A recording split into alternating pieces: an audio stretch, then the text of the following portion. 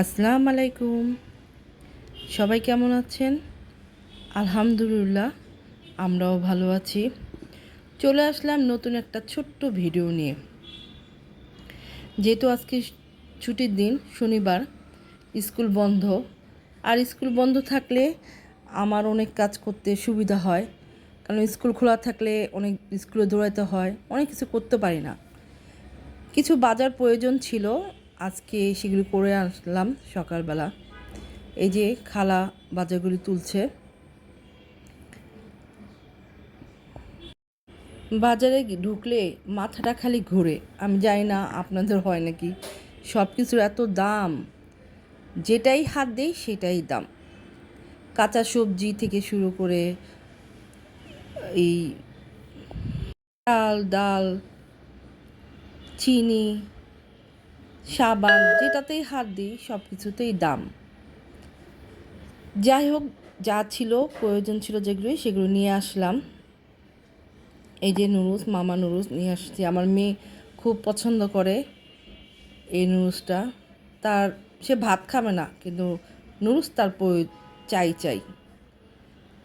যাক, সব কিছু কেনা হয়ে গেছে।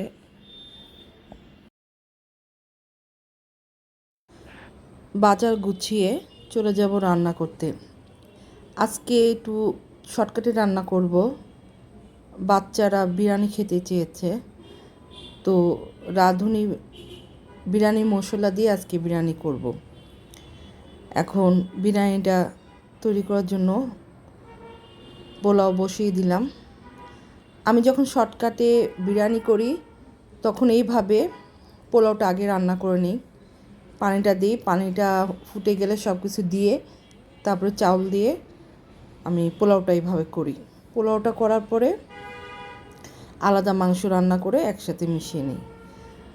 অনেক সময় যখন সময় থাকে তখন একটু চাল কষিয়ে রান্না করি, আর যখন তাড়াহুড়া করে সময় কম তখন আমি এইভাবে করি। অনেক সময় আমি দুধ দিয়েও করি, পানি দিই না, তখন পুরাটাই দুধ দিয়ে পোলাওটা রান্না করি। সেই পোলাওটা আরও মজা হয়, কারণ দুধের উপরে যে কোনো জিনিস করলে সেটা তো মজা হয়।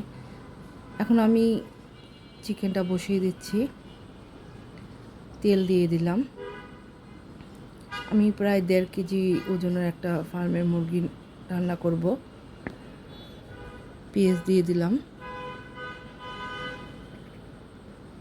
চেষ্টা করছি দ্রুত রান্নাটা শেষ করতে, কারণ বাচ্চারা বিরিয়ানি খাবে এটা শুনেই বারবার বলছে, মা তাড়াতাড়ি করো তাড়াতাড়ি করো।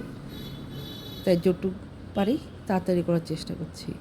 বিরিয়ানি মশলা দিয়ে আমি রান্না করব চিকেনটা, যেন এখন বিরিয়ানি মশলাটা দিয়ে দিচ্ছি। যেহেতু 1.5 কেজি একটা বড় মুরগি নিয়েছি, সেহেতু পুরো প্যাকেটটাই লাগবে, পুরো প্যাকেটটাই দিয়ে দিচ্ছি। একটু ভালো মতন কষিয়ে নিলাম। যদিও এখানে আলাদা তেজপাতা থাকে প্যাকেটে, তারপরেও আমি একটু তেজপাতা অ্যাড করলাম। দিয়ে দিচ্ছি একটু লাল মরিচ, কারণ একটু ঝাল না হলে বিরিয়ানিটা মজা হয় না, যেহেতু ফার্মের মুরগি। এখন এটা ভালো মতন কষিয়ে তারপরে আমি আলু অ্যাড করে দিব। আলুটা ভেজে নিচ্ছি। আলু ভেজে দিলে বিরিয়ানিতে খুব মজা লাগে। মাঝে মাঝে সিদ্ধ করে দিই, কিন্তু বেশিরভাগ সময় দেখা যায় ভেজে দিই। ভেজে আমি মশলার মধ্যে অনেকক্ষণ কষিয়ে তারপরে আমি মুরগিটা দিই।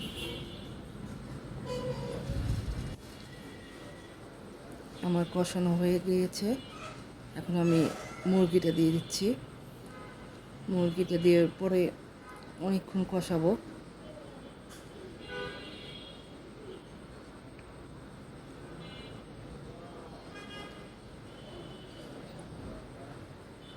আমার কষানো হয়ে যাচ্ছে।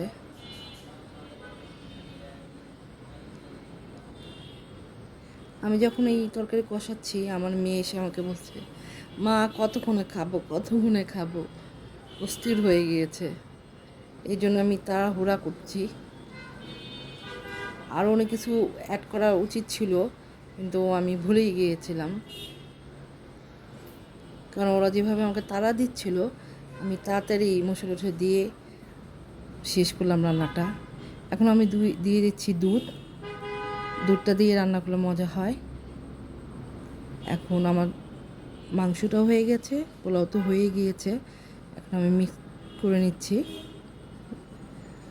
জানি না আপনাদের কাছে দেখতে কেমন লাগছে, বাট টেস্টটা মজা হয়েছে।